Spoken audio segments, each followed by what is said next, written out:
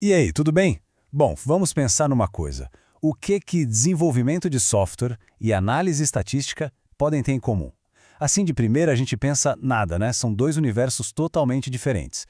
Mas hoje a gente vai ver como esses dois mundos, na verdade, compartilham um segredo bem poderoso para a gente conseguir dominar a complexidade e a incerteza. Vamos fundo nessa ideia? Imagina só a cena. 7 horas da manhã e o telefone toca. Essa é uma história real, viu? De um líder de tecnologia que recebeu essa ligação. O software que a equipe dele desenvolveu para automatizar um posto de gasolina simplesmente pifou na primeira noite. Uma falha total. O negócio inteiro parado por causa de um bug. Essa falha de software à meia-noite é mais do que um pesadelo para quem programa. Ela mostra um desafio que todo mundo enfrenta, sabe? Seja lançando um produto, planejando um projeto, até organizando uma festa. Como é que a gente lida com tantas partes complexas para que as coisas não desmoronem do nada? E essa é a grande pergunta no fim das contas. Não importa o que a gente esteja criando, como ter a certeza de que vai dar certo. A boa notícia é que não precisa ser só na base da sorte. Existem métodos, jeitos estruturados de construir essa confiança. Vamos dar uma olhada no primeiro deles. No mundo do software, existe uma resposta para esse desafio que é bem disciplinada e, vou te dizer, um pouco contraintuitiva. É o tal do desenvolvimento guiado por testes, ou TDD. A ideia principal aqui é virar o processo de cabeça para baixo. Olha só o contraste que a gente tem aqui. Do jeito tradicional, primeiro se escreve o código e os testes. Bom, os testes vêm depois, se der tempo. Já no TDD, o jogo vira completamente. Primeiro, você escreve um teste para uma funcionalidade que ainda nem existe. E é óbvio, esse teste vai falhar. Só depois disso é que se escreve o mínimo de código possível com um único objetivo: fazer aquele teste passar. Esse ciclo é o famoso vermelho-verde refatorar. É quase um ritmo de trabalho. O passo vermelho define um objetivo pequeno e bem claro. O verde atinge esse objetivo do jeito mais rápido e direto. E a refatoração garante que o código continue limpo, organizado. Esse processo te força a trabalhar em passos de bebê, garantindo que cada pedacinho do sistema funcione como deveria antes de seguir em frente. Então, o ponto principal aqui não é só achar defeitos. TDD é sobre design. Ao escrever o teste primeiro, a pessoa que está desenvolvendo é forçada a pensar em como o código vai ser usado. Isso leva a um design mais limpo e a uma baita rede de segurança que permite fazer mudanças com muito mais confiança, porque se algo quebrar, os testes vão gritar na hora. Ok, legal. Entendemos como construir um software com mais confiança. Mas entender o mundo? Agora a gente vai dar um salto grande. Vamos deixar a certeza do código para trás e mergulhar num problema bem mais cabeludo. Como é que a gente navega pela realidade? É aqui que entra a estatística. Mas calma, não como aquela matéria chata da escola. Pensa nela como uma ferramenta poderosa para a gente navegar na incerteza da vida. Uma verdadeira arma de números.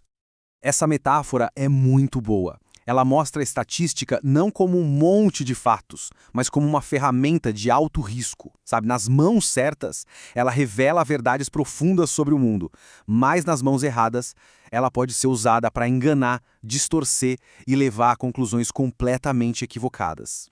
A estatística, na sua essência, é um jeito de pensar. É um método para a gente desafiar nossa própria intuição, que, vamos combinar, nos engana bastante, e para decifrar a verdade que está escondida nos números. Vamos ver uns exemplos práticos de como isso funciona.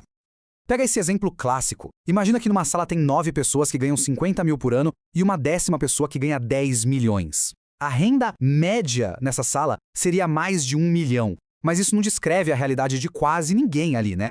Já a mediana, que é o valor do meio, seria 50 mil. Isso sim descreve a situação típica da sala. Uma simples escolha estatística muda a história toda.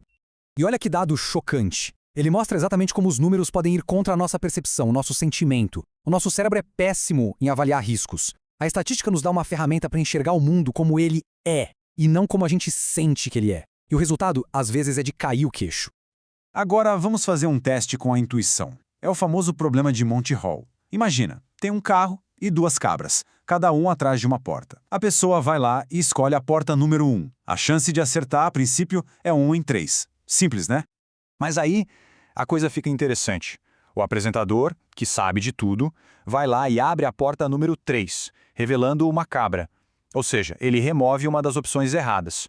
Agora só sobraram 2 portas. A que foi escolhida, a número 1, e a outra, a número 2. Para e pensa um pouquinho.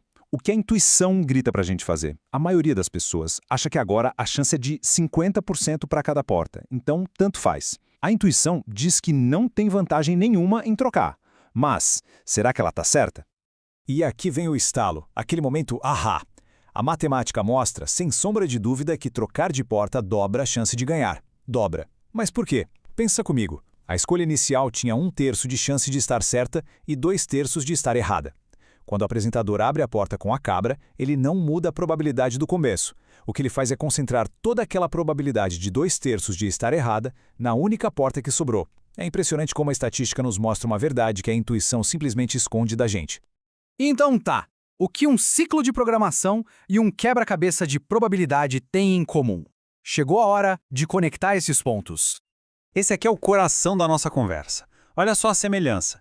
Tanto o TDD quanto o pensamento estatístico são, no fundo, sistemas para gerenciar a incerteza usando feedback.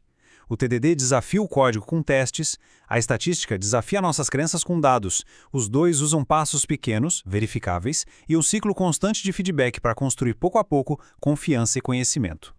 Quando a gente junta essas duas ideias, o que temos não são só duas técnicas separadas. A gente tem os ingredientes de uma mentalidade única para encarar qualquer problema complexo, seja na tecnologia, nos negócios, na ciência, na vida. E essa é a grande lição. Para lidar com a complexidade, a gente precisa de humildade e de um processo. Começar pequeno, validar cada passo, usar evidências e não só intuição, transformar nossas crenças em coisas que podem ser testadas e sempre preferir o simples. Essa mentalidade transforma problemas gigantescos numa série de perguntas pequenas que a gente consegue responder uma de cada vez. E agora, a pergunta final fica para reflexão. Pensa num desafio grande, seja no trabalho ou na vida pessoal. Como seria aplicar esses princípios? Dar pequenos passos, buscar feedback, desafiar as suposições com fatos. Como isso poderia mudar a sua abordagem e, quem sabe, o resultado final? A resposta pode ser bem surpreendente.